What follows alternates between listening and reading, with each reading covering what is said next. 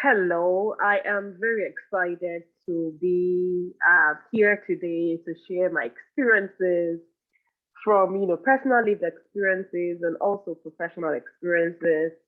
So, again, my name is Tosin Adebayo. I am an assistant professor at Towson University in the Department of Communication Studies.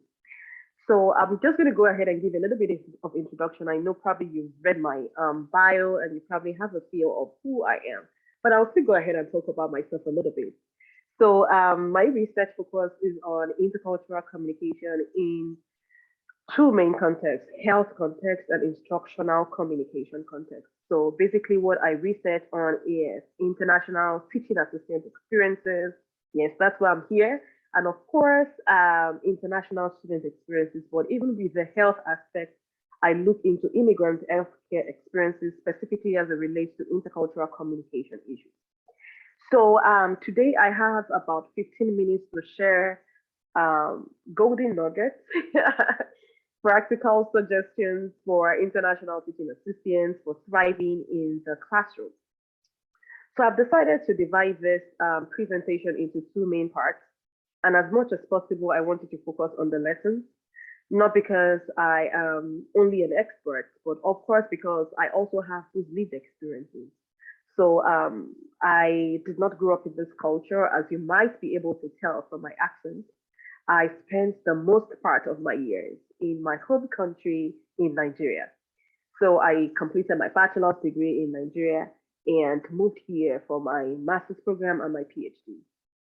So if you're talking about international teaching assistance experiences, I have both the professional experience and the personal lived experience. Professional in terms of the research I have done, and personal in terms of my own, lived experiences when I was an international teaching assistant.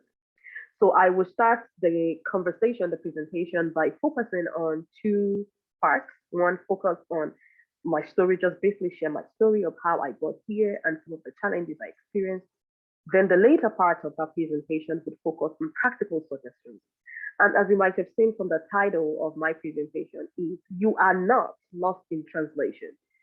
You are, a body, an embodiment of wealth to the US classroom. So I'm going to share that experience of my experience of being lost in translation and how I came out thriving. And I am still thriving even as a foreign born, foreign accent professor in a dominant US classroom environment. Okay. So first, like I mentioned, I did not receive my university education, my college education here in the United States. I was born, raised, and trained in Nigeria. And many times it feels weird saying this, but I have very, genuine reasons to talk about why it's important to say Nigeria is in West Africa, and West Africa is a part, is an area in Africa. So Africa is not a country. Africa is a continent. Okay, back to our discussion. So I was trained and raised in Nigeria. So after finishing my bachelor's degree, I decided to pursue the American dream. And the American dream for me was to come here to get a master's degree, then return back home to continue my personal business which I was doing. I did not have any plan to, do PhD or to even be in academia. But you know what? I am now here and I think I want to stay forever. So after getting here, I studied English as a first degree. And so, in terms of English speaking and understanding, I felt on top of my game, right? I studied English and I finished with very good results. Excuse me, I need to pause at this point to take some water.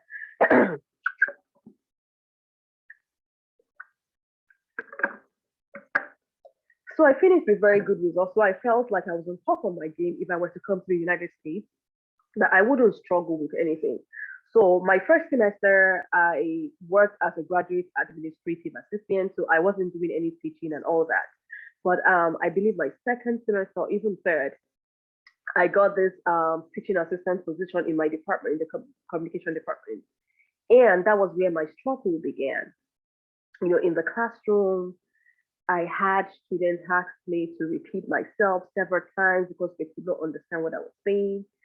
Students would make references to things they had watched in the TV the night before class, and I was just totally clueless about what was happening in that space. So many times, even when students were trying to participate in the class or when they were trying to give examples and they make those pop culture references, I was just sincerely clueless. I didn't understand what they were saying.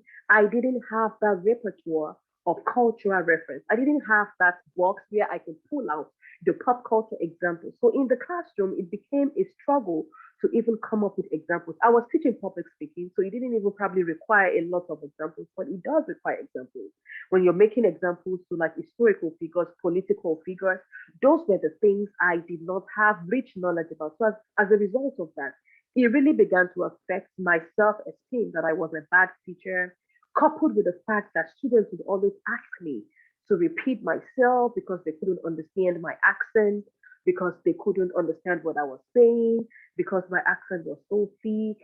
I remember one of my students' evaluations, and the question was, what can we do to make this course better? And the response of that student, I would never forget in my life, was give us a better TA. And I read that and I was like, what? Give us a better TA?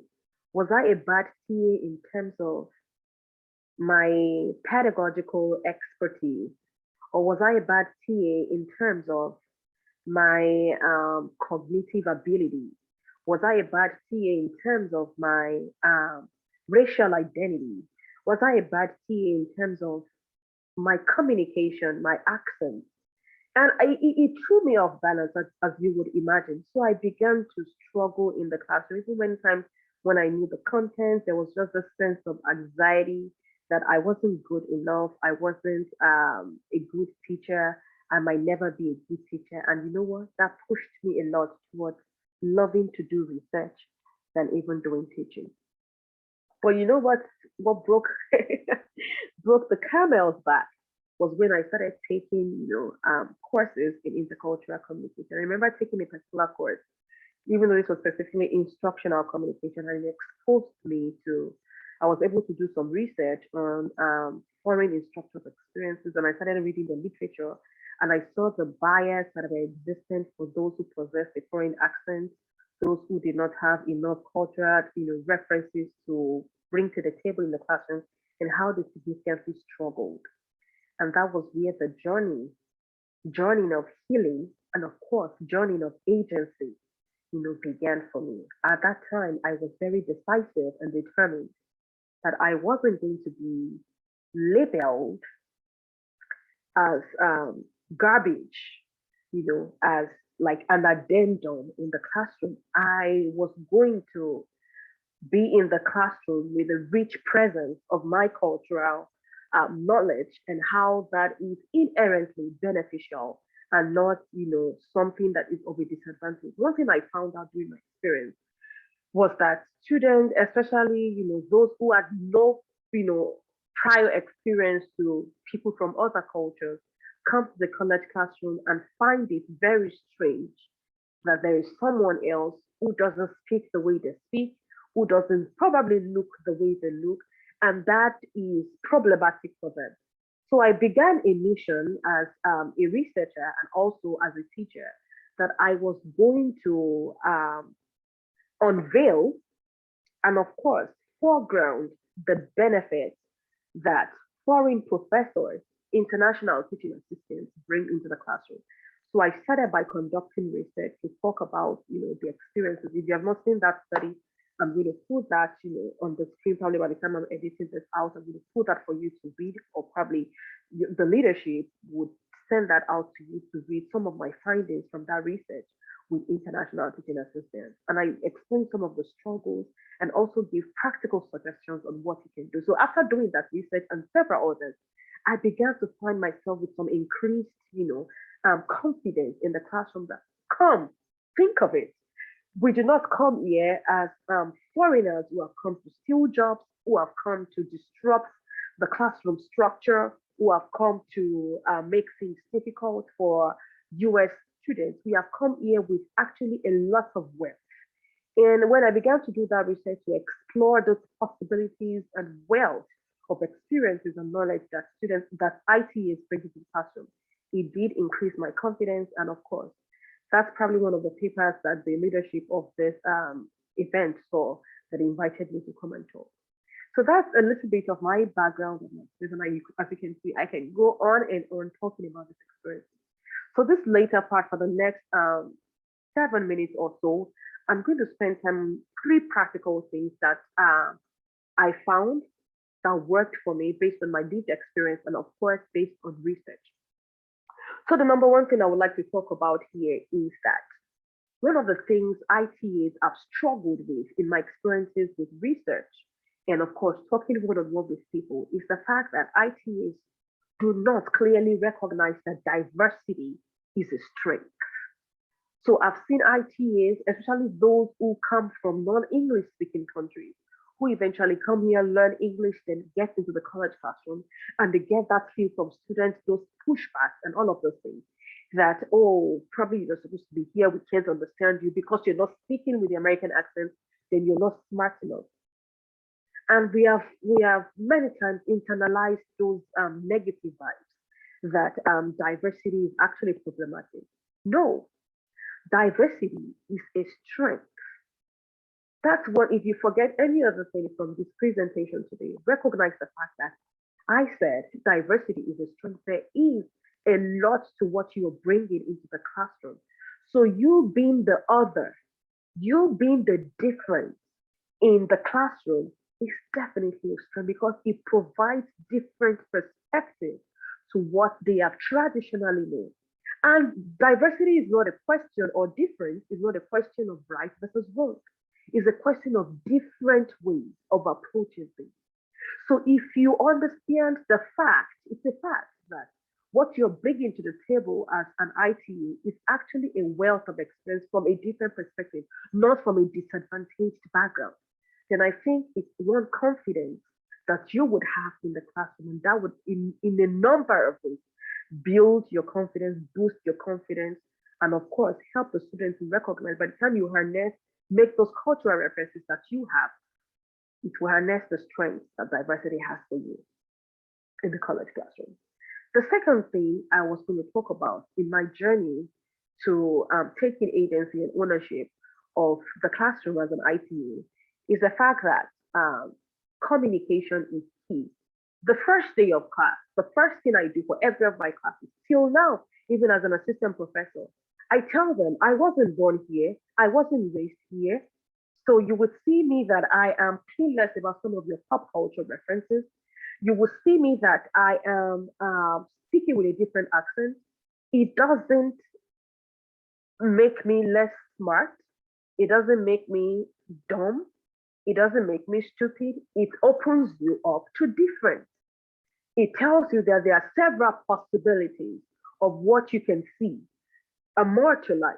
If you do not communicate and take that ownership and agency of what you can bring to the table,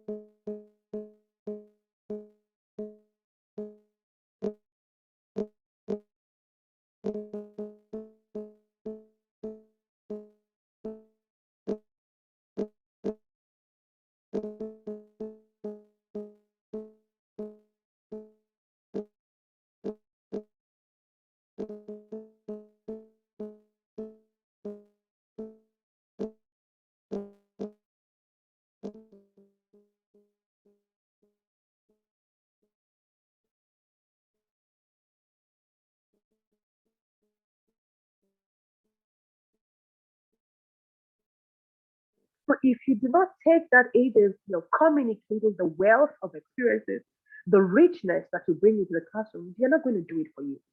They're always going to think, oh, they got her because this, they got him because communicate. And many of the students, I tell you, they are very much open to learning about different perspectives. But if you do not take that agency of communicating, it won't lead to any thriving in the classroom. The third thing I was going to talk about, the third suggestion for thriving in the classroom, is open yourself to opportunities. According to research, and one of the things I found in my own personal research too, and you can read that up, is the fact that when international students come into foreign countries, specifically Western countries, they tend to form clusters with, their kinsmen, right?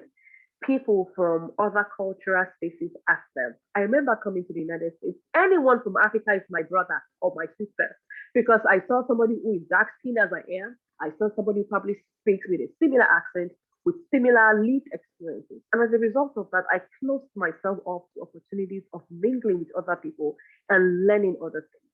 And that really affected me for the first few years of my education here.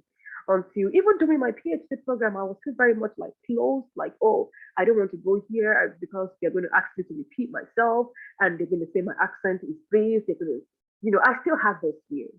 But those do not do you much good, if at all they do. Open yourself to opportunities, student organizations on campus. Attend one of the things I did, was to attend, fellow ITAs, my American ITAs classes to observe them. It didn't make me less smart.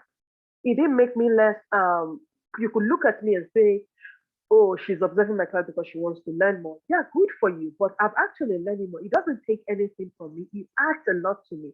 So I would go and observe my colleagues' classes. I would watch things online. I would read books. I would attend student organizations. I would, open myself up to events just to learn about the culture. The truth is, you really do need to have some knowledge about those pop cultural references. If you don't, it's not like it's problematic. But it even feels, it feels, um, I don't want to know if the word smart is the word to use now, but it feels empowering to be able to relate with what they are feeling. All the time they're making reference to all this pop culture and you can't even relate with it. Then it's like, are you doing your research? Are you growing yourself as an instructor? Are you growing yourself as a teacher? And you don't just want to be at the same space all the time. It could be frustrating for the students as well. Open yourself up to learn. Be genuinely open to learn separately, not in order to conform, but or lose your own sense of cultural value. But in order to be aware, you need to be aware of what is happening within this cultural space. And again, those three things: diversity is strength. Recognize that diversity is strength. It is not a disadvantage. You're not coming from a disadvantaged background. You have actually come to enrich the classroom. Number two, communication is key. Blow your trumpet yourself. Tell people about your cultural experiences.